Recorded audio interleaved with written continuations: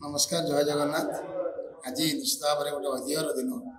जगन्नाथ परिक्रमा को नहीं जो स्वप्न आम सब देखी ओडावासी विश्ववासी आज से निर्धारण हो प्रथम आमर मुख्यमंत्री को धन्यवाद धन्यवाद देवी आज प्रयास बल आज आम ओडावासी बहुत खुशी आ समस्ते घरे घरे ये पर्व को पालन कर समग्र ओडिशा छुट्टी पालन कर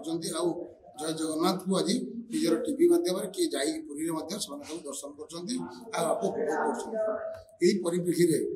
मु रोटरियन डॉक्टर प्रशांत चौधरी शिक्षाविद तथा समाजसेवी आज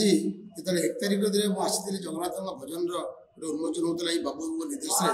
से दिन मुझे इच्छा करी जनवरी 7 तारिख जो जगन्नाथ परिक्रमा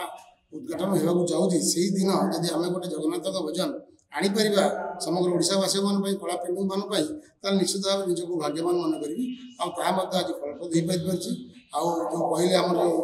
जी अच्छा दिव्य दीपांजलि अखिमावसी हो बाबू जो डायरेक्शन रे जो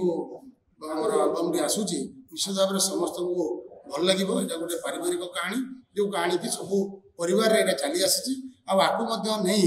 समस्ते उद्बोध करेंगे आउ जगन्नाथ पाखे